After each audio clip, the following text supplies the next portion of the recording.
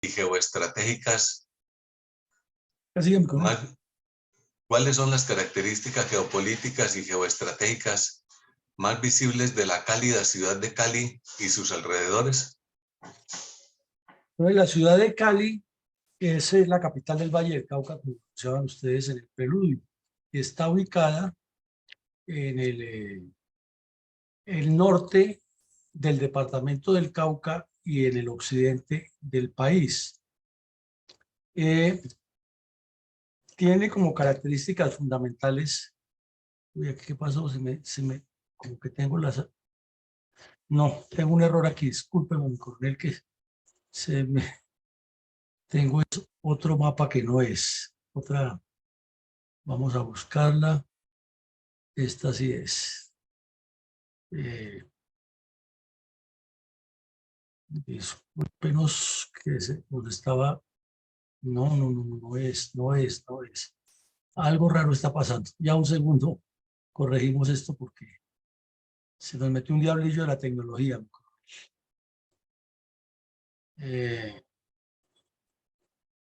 Vamos, ahora sí. Ahora sí creo que estamos bien.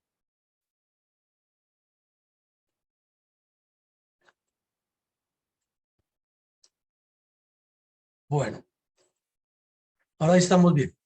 Resulta que el municipio de Cali está ubicado al sur del departamento del Valle y, como decíamos ahora, al norte del departamento del Cauca.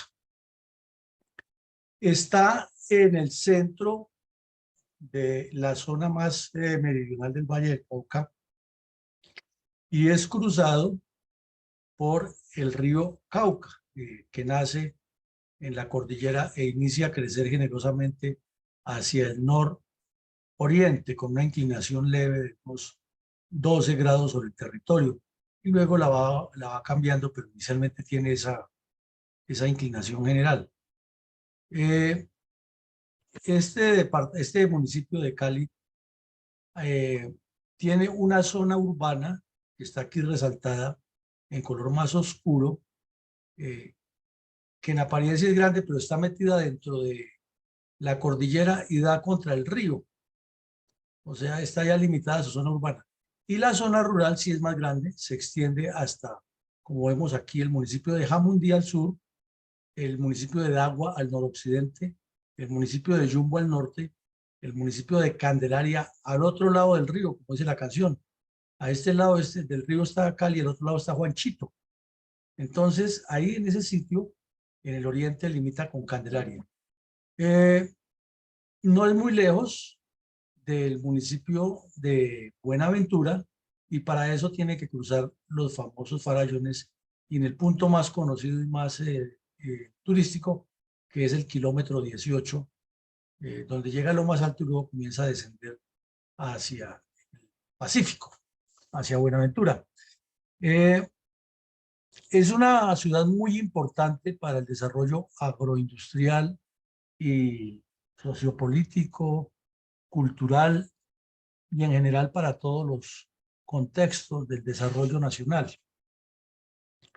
Es el puerto o el punto de contacto del principal puerto en el Pacífico, que es Buenaventura, con el centro del país. Ahora, si la miramos aquí, vemos que está todo lo que es el municipio de Cali con su zona rural y su zona urbana. La zona urbana está resaltada en un color gris más claro y vemos que está resaltado en rojo el corregimiento de Pichindé. Como se aprecia en el mapa, es un corregimiento más bien estrecho en sus límites determinados por cursos de agua que va descendiendo desde el occidente hacia el oriente hasta llegar prácticamente al centro de la ciudad. Quiere decir que los barrios ubicados en las zonas altas, en las laderas de Cali, y casi que limitan con Pichindé, con la zona rural. Y vemos aquí que el mapa de la ciudad está perfectamente determinado lo que es las comunas urbanas y cómo va limitando con distintas zonas rurales que no están resaltadas en otro color. Entonces nos queda vemos aquí el mapa gris, aquí lo vemos ya en colores con sus comunas, pero también vemos que lo que está más oscuro es la zona rural de Cali, que es bastante grande, y resaltamos en este caso el corregimiento de Pichindé, que es en el sector donde ocurrieron las dos emboscadas de las que estamos hablando. Ahora miremos algunas fotos de la zona que nos muestran primero la belleza, la generosidad del paisaje, la riqueza que tiene nuestro país, que tiene Cali, y las zonas que han venido ocupando estos delincuentes de las FARC para presionar el cerco a la ciudad de Cali y para presionar la ciudadanía y para moverse a sus anchas, porque el terreno lo presta, el terreno se facilita. Entonces vemos una vivienda en una de las veredas muy rústica, muy en contraste con el desarrollo que ha alcanzado Cali y realmente no a mucha distancia, ¿no? No a mucha distancia porque esto está en la zona rural y es marcada la diferencia entre la zona rural y la urbana. Vemos una foto de la parte más alta del sector de los Farallones, que se convierte prácticamente como una especie de semiplanicie muy boscosa, que tiene muchas cañadas y que tiene el problema de la nubosidad proveniente del Pacífico en el cruce de aires y además una zona muy lluviosa. Vemos aquí que son caminos como este, los que hay dentro del follaje, dentro del bosque primario, muy aptos para cualquier emboscada, cualquier ataque, porque tiene poca visibilidad quien camina y con la circunstancia agravante insistimos que el cielo a menudo se tapa y llueve muchísimo. Y esta es una de las tantas cascadas que nacen en la cordillera y que van avanzando hacia el oriente hasta ir aumentando el cauce del río Cauca. Entonces, como vemos, una zona interesante en todos los sentidos para el país, un límite entre el primer valle que tiene desde el occidente de Colombia, valle nos referimos a la primera cuenca hidrográfica que se convierte en valle, que es la del Cauca,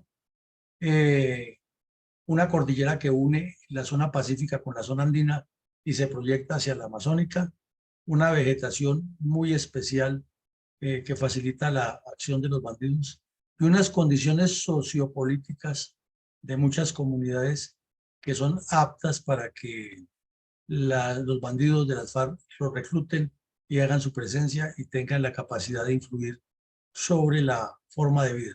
Aquí inclusive mencionan unas zonas que fueron inicialmente atacadas porque son caseríos pequeños de distintos municipios, no solamente de Cali, sino que están sobre los farallones. Estos caseríos pequeños, algunos tienen inspección de policía y tienen tropas de la Policía Nacional allá, y fueron atacados de manera simultánea. El Queremal, el Danubio, el Palmar, Santa María, la Elsa, Cristales, Providencia, los Alpes, el Limonar y San Bernardo.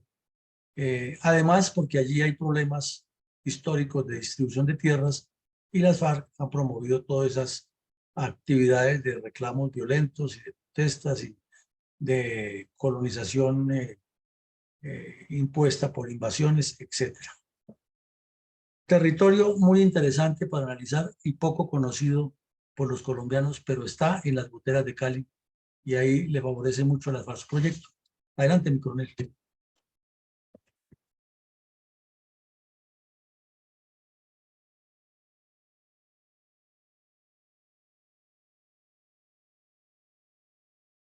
Mi coronel Alarcón. ¿Cuáles son las características geopolíticas y geoestratégicas más visibles de la cálida ciudad de Cali y sus alrededores? No, pues esas las acabamos de ver. Perdón. ¿Quiénes son los autores intelectuales y materiales de la masacre de 12 soldados perpetrada por las FARC en los farallones de Cali contra el batallón Pichincha y el Gaula Militar de la Tercera Brigada en enero del 2002?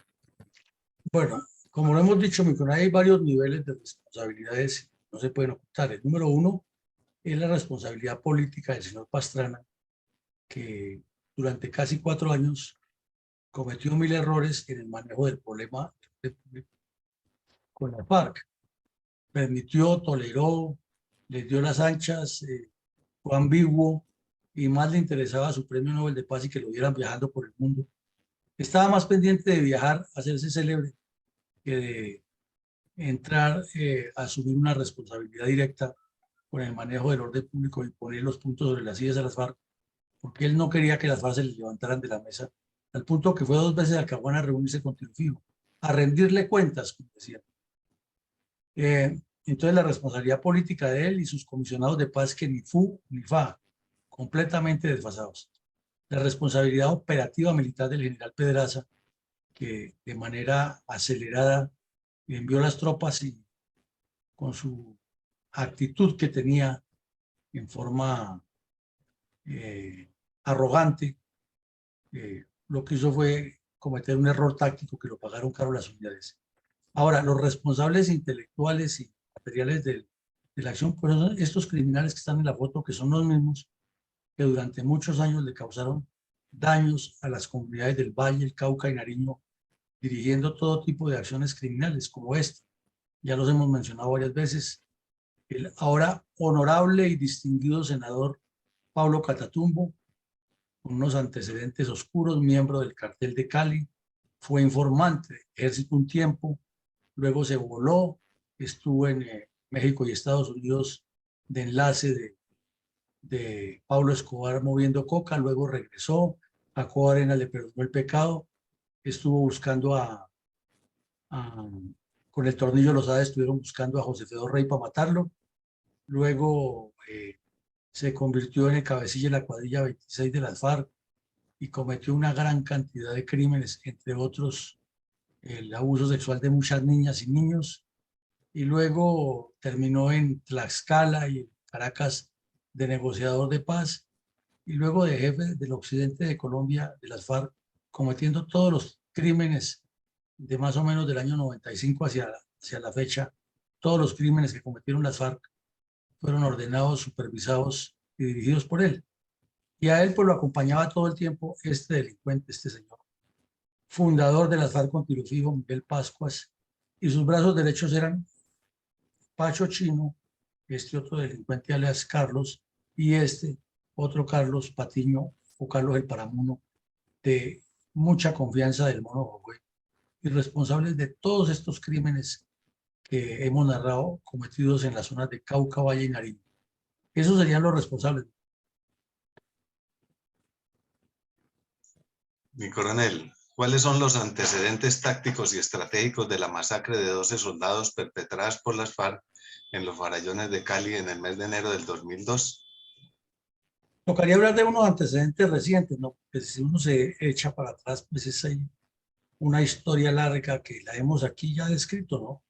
Relaciones con el M-19, relaciones con otros grupos que nacieron con el mismo ELN, problemas internos de las FARC, una red urbana grandísima. Entonces, suscribámonos por ahora a la 8ª conferencia, que es en 1993, cuando nombran a este terrorista Catatumbo de jefe de todo ese sector, de coordinador de todas las guerrillas que delinquían Cauca, Valle, Nariño, inclusive sur del Chocó, y en una coordinación directa con los cabecillas que tenían las otras regiones. Esa farsa y ese show en la zona del Caguán, que lo hemos tocado ya tangencialmente, llegó al extremo de que movieron desde el Caguán, así como enviaron para Santander a una columna que fue eliminada en la Operación Berlín. También movieron otra agrupación grande de farianos, de delincuentes, desde el Caguán hacia el Valle del Cauca, y la llamaron la columna Arturo Ruiz. O sea, todo era Arturo Ruiz, los que iban para Santander y los que iban para el Valle, una sola columna. La mayoría de esos delincuentes habían recibido una formación en pisas suaves, que era el enfoque principal que tenía el señor Tiro Fijo en ese momento.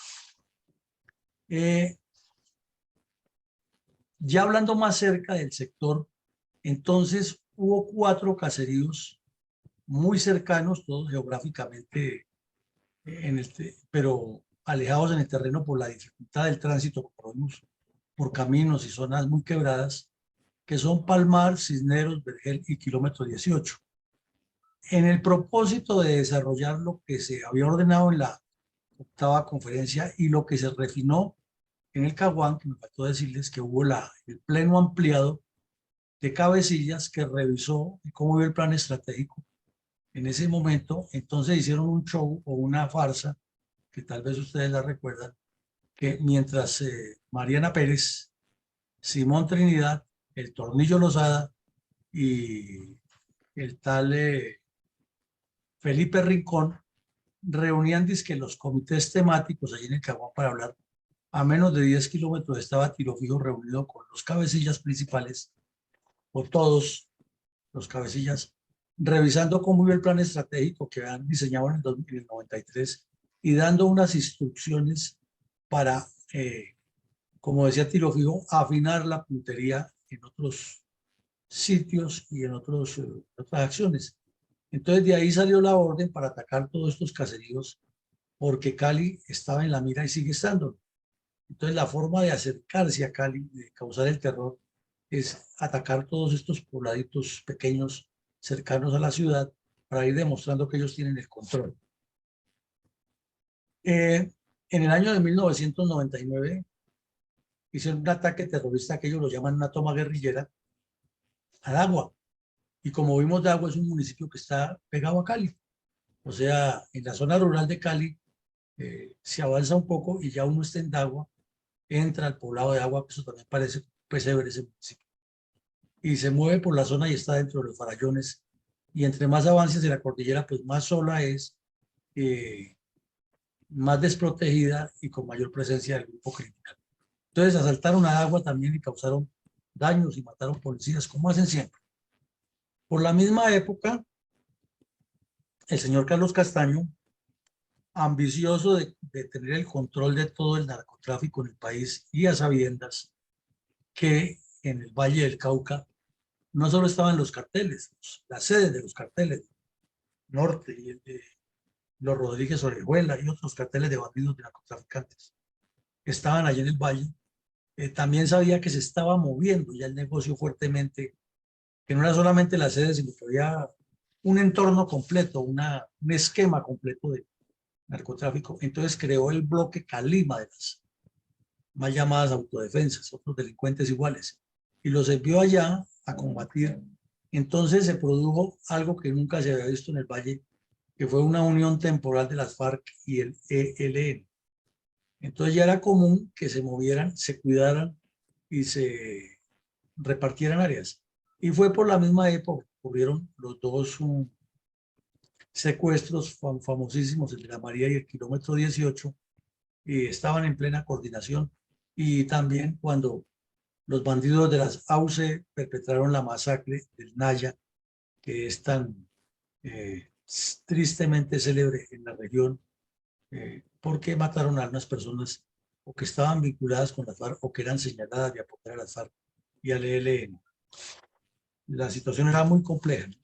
El propósito, como ya lo hemos dicho, siempre ha sido anillar a Cali, o sea, rodear a Cali de bandidos, y lo estaban logrando, porque tenían el control de la parte alta de la cordillera, con facilidades llegar a los barrios de la periferia de la ciudad, que son barrios casi todos formados por invasiones, asentamientos humanos irregulares, y poco a poco se han ido adecuando con procesos posteriores sin ningún plan de ordenamiento territorial y en medio de pobreza, miseria, violencia extrema, movimientos masivos de flujos de inmigrantes que llegan a la capital del Valle como un imán, que los atrae como un imán, buscando sobrevivir, por lo menos conseguir lo del diario, o atraídos por bandas de delincuentes que desafortunadamente se han multiplicado en las últimas 3 décadas en la bella ciudad de Cali. También había pasado por la misma época, en el año 2001, el asalto a Cerro Tokio en el mes de marzo. Ya lo vimos aquí en la fundación. Fue un golpe demoledor contra las instalaciones de la repetidora de comunicaciones que operaba la Armada Nacional sobre Cerro Tokio, también tuvo altísima responsabilidad el general Pedraza, que era el comandante de la tercera brigada, porque con su arrogancia tenía muy poca coordinación con la Armada, y cuando se envió tropas a apoyar del batallón Pichicha, también se las emboscaron y le hirieron unos soldados en el camino. Entonces,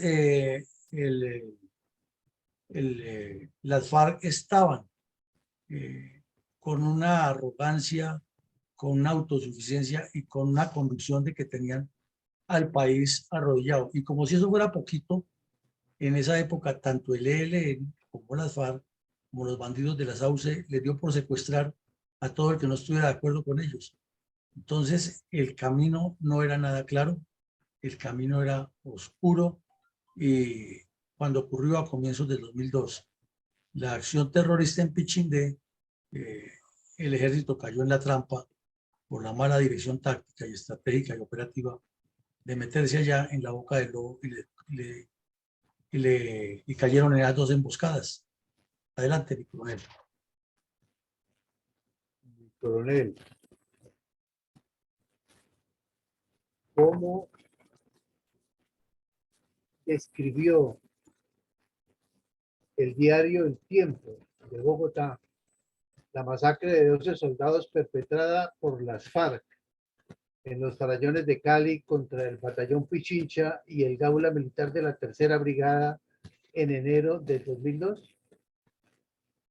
Lo describió con un título muy dramático: Sábado Negro en el Valle del Cauca, y lo subtitula Dos emboscadas por separado en la zona de los farallones de Cali dejaron un saldo de 12 muertos y 7 heridos en un sangriento amanecer de este sábado que llenó de miedo a los habitantes de las primeras zonas de veraneo del valle.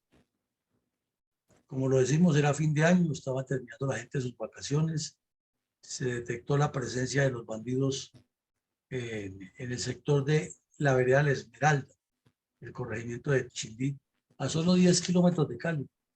Entonces el afán, la falta de análisis, la falta de lógica, metió las tropas de cabeza allá y cayeron en una primera emboscada del batallón Pichicha, y ahí murieron 8 soldados. Y una hora y media más tarde, en la misma vía, metió al Gaula a hacer unas capturas que ya esa era la información, uno de que ahí estaban los que han dirigido, y también le estallaron una bomba y mataron 4 soldados más. En total 12 y 7 heridos en las 2 emboscadas. Y la respuesta del general Pedraza fue: es que los bandidos iban a asaltar Pichindí y nosotros nos anticipamos, con 12 muertos y 7 heridos. Entonces, esos personajes atrabiliarios que había en la institución cometieron muchos errores y facilitaron que la guerrilla se enseñoreara y nos causara esos daños. Luego, pues ya el periódico relata, o lo que se relató en su momento, los daños que han causado en las casas alrededor, que los han llevado al hospital universitario, que simultáneamente con eso, el mismo día en el país había habido unas acciones criminales en Caquetá, Cauca y Huila, que un helicóptero también sufrió graves averías porque fue atacado por los bandidos, que la Policía Nacional tuvo que ir a apoyar ese hecho, y que en Curillo, Caquetá, también hubo más acciones terroristas. Entonces, como vemos, se repetía el mismo esquema de las acciones sincronizadas, que requerían era cabeza fría y personas con talento y talante para dirigir las tropas, y no decisiones a la topa toruda que nos salieron caras más de una vez. Entonces, fue, como dice el periódico El Tiempo en su titular, un sábado negro. Desafortunadamente perdió el Ejército Nacional a 12 soldados, y soldados todos entrenados de buen nivel operacional, pero sí, eso es como el fútbol: se puede tener a Maradona, a Messi y a Cristiano Ronaldo en el mismo equipo, pero si el director técnico plantea mal el partido, pierden. Eso ocurrió, mi coronel. Mi coronel, ¿cómo influyó el secuestro de los 12 diputados del Valle en la situación operacional de la Tercera Brigada en el año 2002?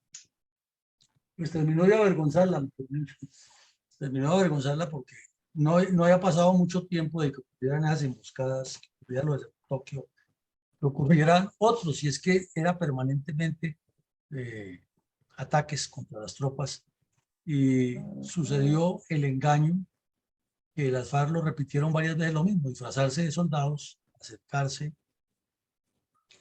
a un sitio donde tenían el objetivo y decir que había una bomba o que había un problema grave, y a estos le hicieron lo mismo. Los embarcaron en un vehículo, el único que se dio cuenta fue el agente de policía cuando notó que un agente de policía que estaba con un revólver ahí cuidando la asamblea, y al acercarse a un baño vio que uno de los bandidos tenía un uniforme que no era militar, y lo identificó por su forma de caminar, de hablar, de que no era un soldado. Entonces, cuando la gente fue a reaccionar a capturarlo, lo asesinaron a sangre fría y se armó el pánico. Y lo cierto es que en las narices de la Tercera Brigada se llevaron a estos secuestrados. E incidió tanto que en la persecución hubo hasta unos camarógrafos de RCN heridos. Mejor dicho, fue desastroso eso. Y de remate, al poquito tiempo, también en las barbas de la Tercera Brigada, le asesinaron a Monseñor Cancino, Duarte Cancino, en plena misa. Entonces fue un impacto psicológico permanente. Fue una época en que las tropas estuvieron muy mal comandadas en esa zona y que solo aportaron fracasos, y fracasos para la institucionalidad y éxitos para los bandidos. Coronel, ¿cuántos meses después de la masacre de 12 soldados perpetrada por las FARC en los farallones de Cali contra el batallón Pichincha y el Gaula Militar de la Tercera Brigada en enero del 2002, los narcoterroristas cometieron otra acción criminal en el mismo sector, al mismo tiempo que una unidad desmantelaba una caleta de armamento de propiedad de las FARC en la zona? ¿Qué fue lo que sucedió? Pues que más al sur, sobre los mismos farallones, dirigiéndose al sur, en una vereda que llama la Cristalina de Jamundí, que el terreno es muy parecido, muy similar, una nueva emboscada contra el batallón Pichincha. Y allí asesinaron a un soldado y hubo otro soldado herido. Pero más adelante, hacia el norte, dirección hacia Uga, sobre el mismo sector, una unidad del batallón Pichincha que también estaba patrullando encontró una caleta, y en la caleta había municiones, armas, instrumentos, algunos elementos de propiedad de las FARC. Entonces, la noticia la presentó Caracol como un golpe a las FARC en el Valle porque le incautaron eso, pero queda como en segundo plano el asesinato del soldado y el soldado herido en el sur, en Jamundí. Y todo esto nos da a entender que había un error de concepción, porque las tropas estaban siempre actuando de abajo hacia arriba y eran blanco de las acciones terroristas. Y lo que se rescata de allí es que más adelante el gobierno nacional aceptó una recomendación del comando del ejército, del general Ospina, de ir y construir un batallón de alta montaña para que estuviera siempre en la parte alta y tuviera la ventaja que era el que estaba en las zonas altas, y no seguir repitiendo este error que ya era bastante reiterativo y manifiesto, y que demostraba poca o muy poca capacidad de concepción de la guerra. Porque la guerra no se trata de entrar en el enfrentamiento frontal para que lo eliminen, sino de utilizar el terreno, las vías de aproximación, la observación, la cubierta, y eso nos lo enseñan desde el primer día de cadetes. Siempre todo militar recuerda que ingresa al ejército y le enseñan las famosas frases de Bepoco y Cocoa, que son terreno, observación, bueno, vías de aproximación, etc.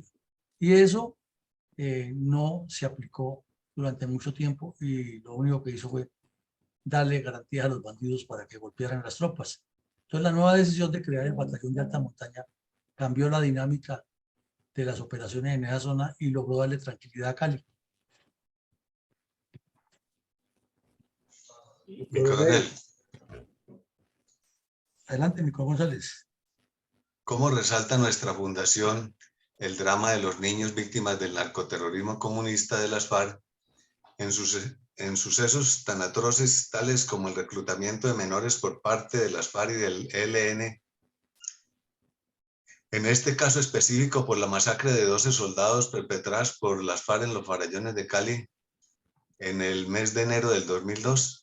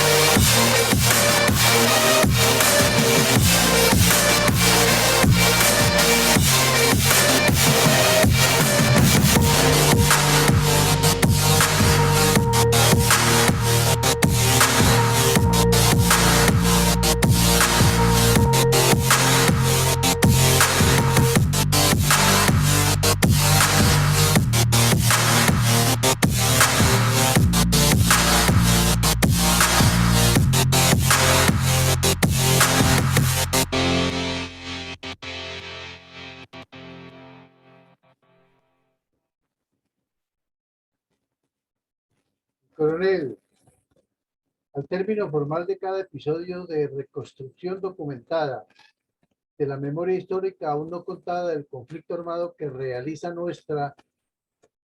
diariamente nuestra fundación, mi coronel siempre hace un balance puntual de reflexiones respecto a los hechos del conflicto que analizamos a diario en este espacio de opinión, estudio científico de la violencia comunista contra Colombia.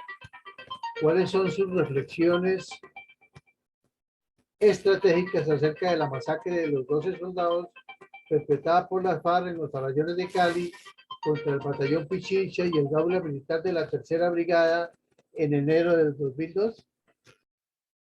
Bueno, hay una frase del maestro Sun Tzu que infortunadamente la han trillado tanto que se ha convertido es como en estribillo y como en, de tanto repetirla pues se devalúa, ¿no? Pero hoy queremos repetirla no para coadyuvar a devaluarla, sino para darle la trascendencia táctica, estratégica, operacional y política que tiene esa frase en la conducción de los estados y de los ejércitos en la guerra. Y es la famosa frase que dice que si te conoces a ti mismo y conoces al adversario, ganarás todas las batallas. Que si te conoces a ti mismo, pero no conoces al enemigo, podrás ganar 50% de las batallas y perder el otro 50%. Pero si ni te conoces a ti mismo, ni conoces al adversario, perderás las 50 batallas. Aquí, en este caso, parecería indicar todo que ni se conocía a sí mismo, o sea, el comandante de la brigada no sabía ni siquiera qué era la calidad de las tropas que tenía, y tampoco conocía al adversario, porque fueron derrotas y derrotas y derrotas, como ocurrió en la misma época con la Cuarta Brigada, en la que estaba el general Herrera Verbel. Son hechos históricos que no se pueden negar, porque ahí están los resultados, y al fin y al cabo, lo que hablan son los resultados, no las buenas intenciones ni las argumentaciones de que era que fue, que se dijo, que se hizo, pero que era que nosotros eran muy malos y que era que iban a asaltar el pueblo, y lo que hicimos fue evitar que lo asaltaran. y una disculpa muy trillada que tenían. No. Ahí lo vimos en la 13ª Brigada. Al general general Barrero Aguirre tampoco le fue muy bien.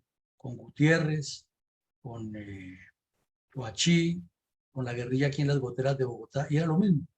Entonces quiere decir, mi coronel, que se produjo en esa época un refinamiento táctico estratégico de las FARC, que su plan estratégico que han trazado en el 93 venía en pleno desarrollo y venía viento en popa, que de remate la inteligencia militar les decomisó en un combate en el Huila los documentos que eran las conclusiones del Pleno Ampliado del 2000, que inclusive estos bandidos son tan descarados que lo publican hoy en día en su página web.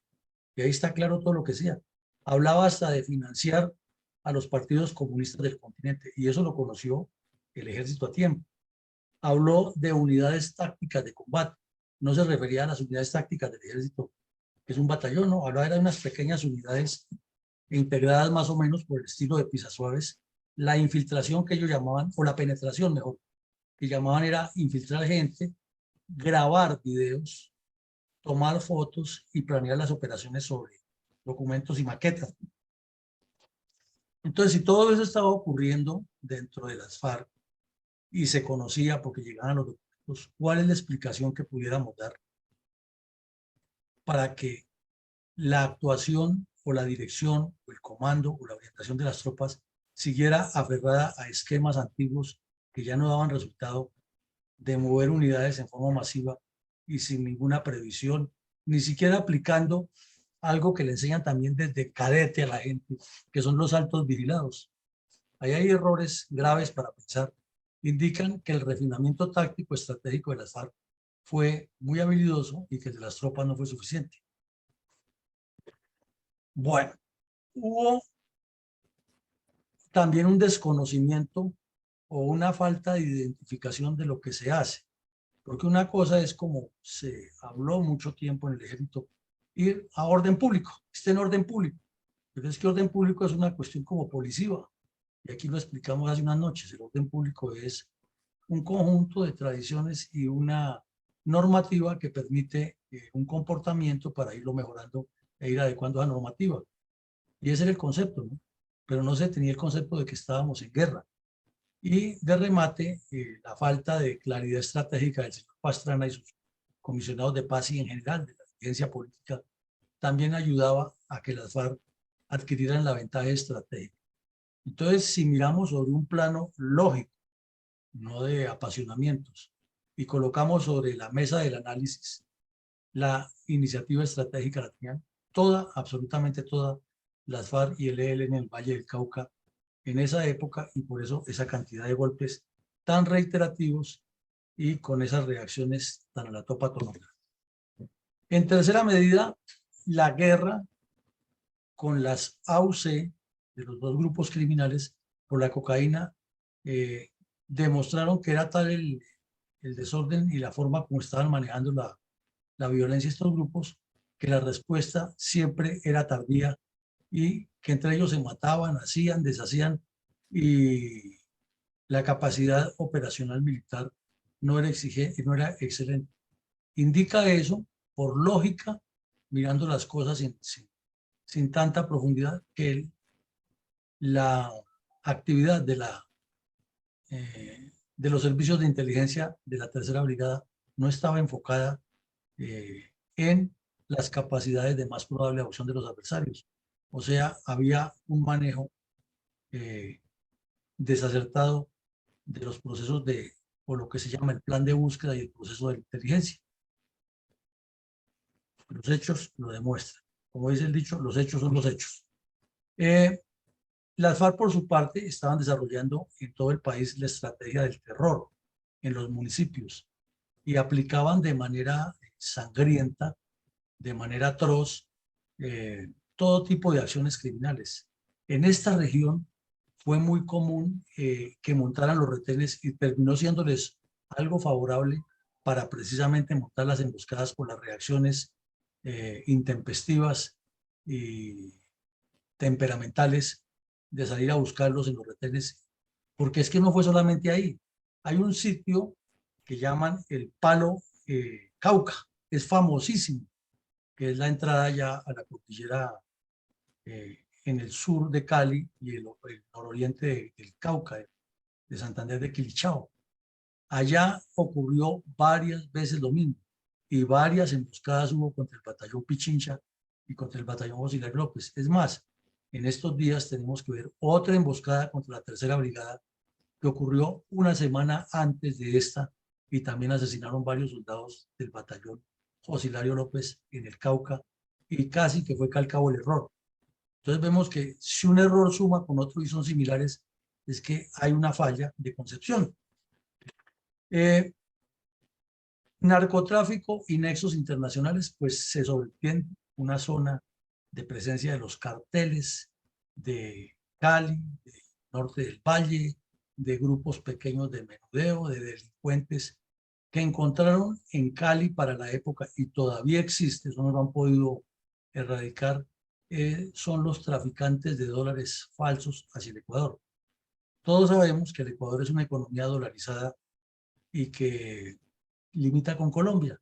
Entonces hay mucho dinero falso que circula y se mueve por la zona al mismo tiempo con otros tipos de delitos y las FARC están en todo. Las FARC están presentes en todo porque tienen el control del terror. Allá en esa zona fue donde contrataron a los sicarios que vinieron a asesinar a Fernando Londoño años más tarde y luego los protegieron con una cuadrilla del sargento Pascuas y del tal Patiño. Allá los tenían protegidos y después los metieron en la lista de los desmovilizados de las FARC, supuestos desmovilizados para que no los carcelaran. Y esos bandidos nunca han sido de las FARC, eran delincuentes comunes que estaban metidos en todos esos delitos de narcotráfico, lavado de dinero, tráfico de personas, secuestros, y le hacían contratos express a las FARC para asesinar gente. Eso tampoco lo cuenta el informe de la verdad. Entonces, por eso decimos que esta guerra todavía está como muy lejos de contar las verdades.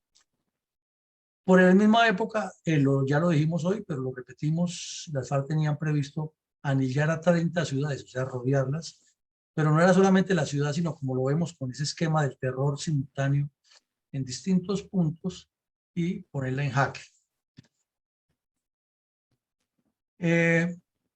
Muy común para ese momento el reclutamiento de niños.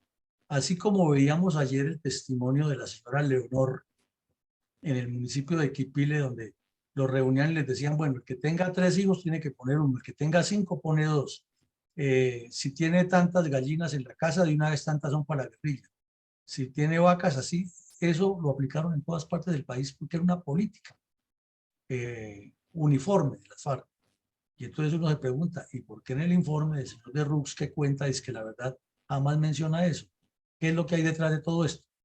Lo mismo los retenes, que ellos pues son retenes ilegales, ellos lo llaman de control del orden público, así dicen los bandidos, ya se volvieron tan comunes que zonas enteras las carnetizaron y el que no tenía carne de una vez quedaba detenido, hasta que no aparecía alguien de prestancia en la vereda a aclarar la presencia de esa persona, y si no aparecía, pues ya sabemos lo que le pasaba. Lo asesinaban a sangre fría. Y la estratagema de los ataques simultáneos, paralelos, para evitar que las tropas reaccionaran de manera conjunta. Y con una mala aplicación de la frase de Sun Tzu que la vemos al principio, pues la iniciativa estratégica está de poder de los bandidos, no solo en el Valle, sino en otras regiones del país. Entonces, mi coronel González, como ve, esto fue sangriento, dramático, merece mucha autocrítica. Le damos la palabra. Gracias, mi coronel. Mi comentario resumen para el día de hoy. Las empinadas y altas montañas del occidente de Cali se convirtieron en refugio de cuadrillas de bandoleros comunistas de las FARC. A esa región son llevadas las personas secuestradas en la ciudad, ya que por los malos accesos carreteables se hacen muy difíciles las operaciones de rescate.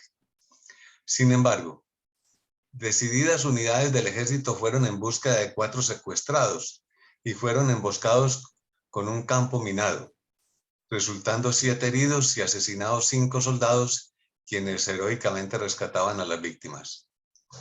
Con este tipo de crímenes inútiles se evidencian todos los días ante la nación y el mundo el alto nivel de brutalidad y de barbarie al que han llegado los grupos terroristas en Colombia, donde han sobresalido las FARC, con el mayor número de delitos durante más de medio siglo de terrorismo inhumano, demostrando la capacidad del comunismo mundial de adoctrinar la mente de los hombres en el espíritu belicoso y destructor, retrocediendo a los tiempos más primitivos de cuando se inició la civilización, razón por la cual usan las selvas más remotas y deshabitadas del planeta como refugio de criminales, recurso natural en el cual Colombia ha sido privilegiada por la naturaleza, con tan valioso tesoro de vida.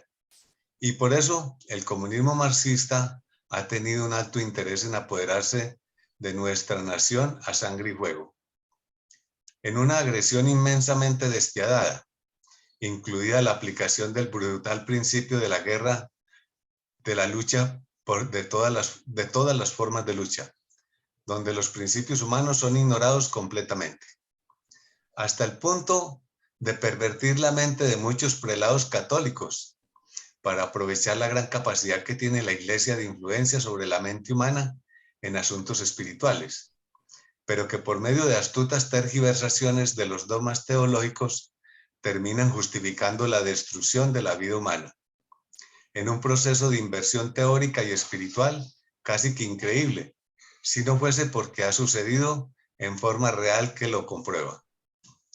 Camino que ha culminado en perversas disculpas de crímenes y genocidios, delitos que solo se registran con real evidencia cuando se confiesan con sinceridad y se escriben sin deformación en la historia, tal como acontecen por parte de todos los actores, sin ninguna exclusión, por parte de quienes aducen fueros especiales y merecidos para tales circunstancias. De tal manera que solo la verdad y toda la verdad nos hará libres si la contamos por parte de todos. Muchas gracias, mi coronel. Muchas gracias a usted, mi coronel. Así es. Si no se cuenta la verdad, pues no se van a determinar exactamente ni los hechos como ocurrieron, ni los responsables en cada caso. Adelante, mi coronel Alarcón. El comentario para hoy es el siguiente. Cali y Medellín, hermosas y pujantes ciudades de todos los tiempos, tal y como lo veíamos hace unos días, comunas, microtráfico, cartel propio, delincuentes asesinos, integrantes de primera línea, destructor de ciudades y de institucionalidad, etcétera, etcétera.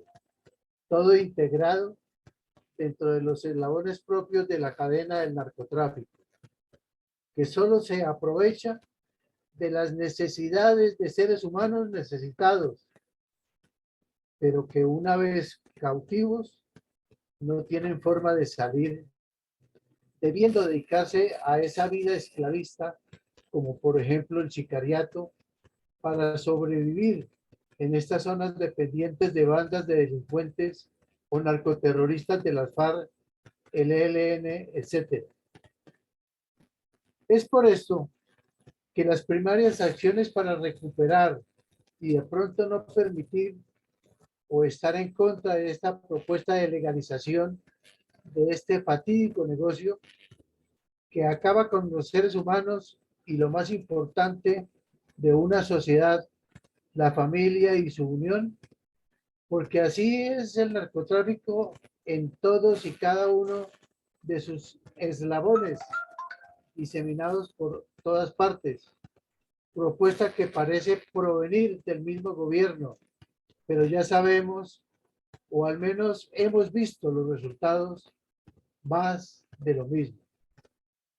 Las mismas recomendaciones de Medellín para Cali, pero para todos, la cordial invitación a que visiten nuestra página web de la Fundación, disponible las 24 horas, con hasta hoy 343 episodios de lo que todos debemos conocer para no tener que revivirlo.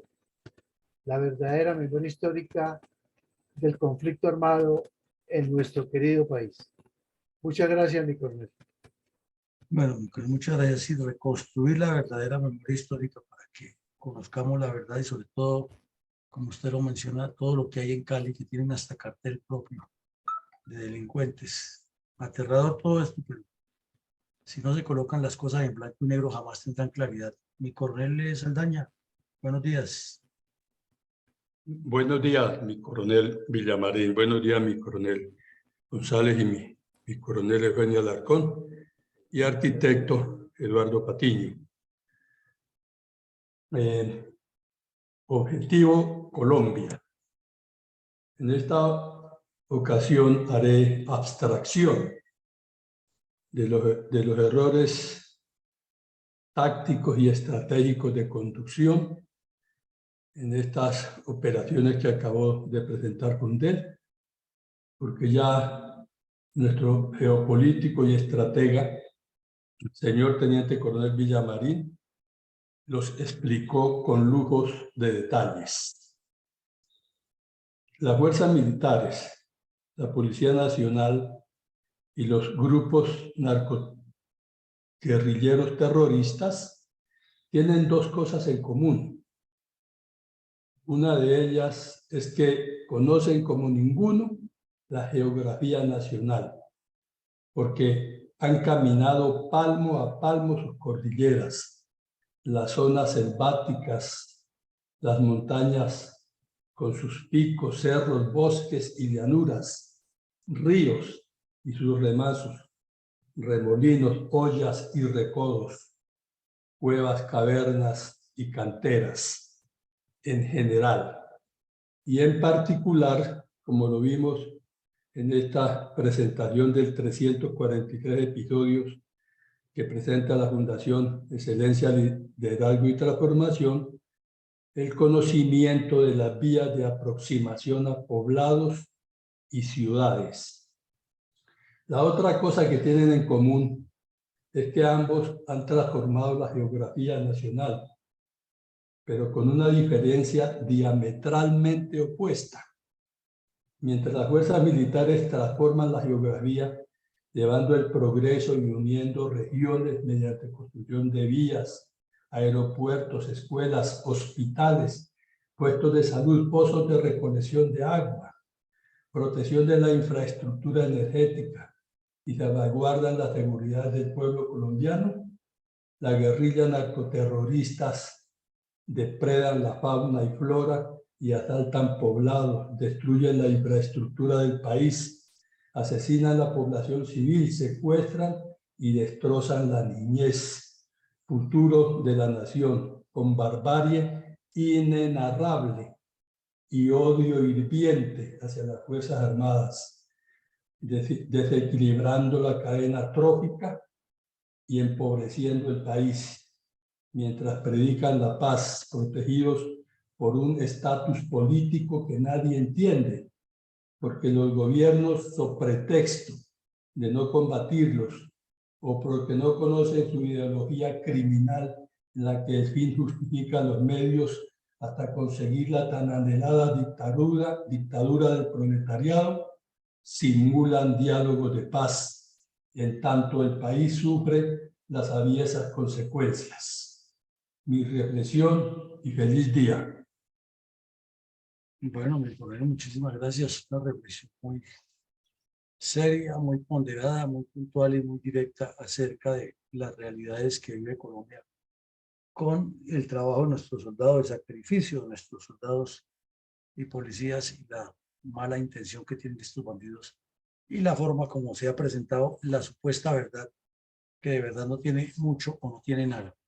Pues llegamos al final del ejercicio. Les invitamos a todos a continuar con nuestras actividades diarias. Esta noche tenemos una tarea académica bien interesante, que es analizar desde la perspectiva histórica si realmente el Pacto Nacional, el Frente Nacional que se instituyó en 1958 con la repartición bipartidista del poder, ha influido en la paz actual, o lo que hizo fue descomponer más el país, o nos llevó a otro escenario, o nos puso a una nueva forma de conflictividad. o si nos quedamos con el lenguaje maniqueo y la descripción maniquea de que fue una separación o una necesidad que hubo de recuperar el poder para la democracia, ya que los militares estaban excediendo, y que Colombia lo que ha sido es una maravilla a partir de ahí, con algunas dificultades. Entonces todo eso lo vamos a ver y lo decantamos y entre todos lo analizamos.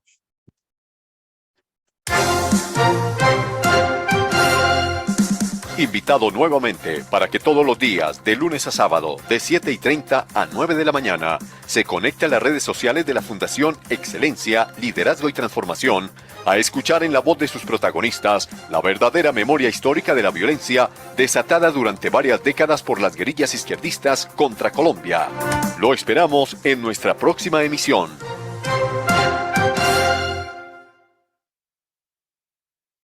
Bueno, mi coronel González, mi coronel Grancón, mi coronel Saldaña, llegamos al final. Muchísimas gracias y que Dios nos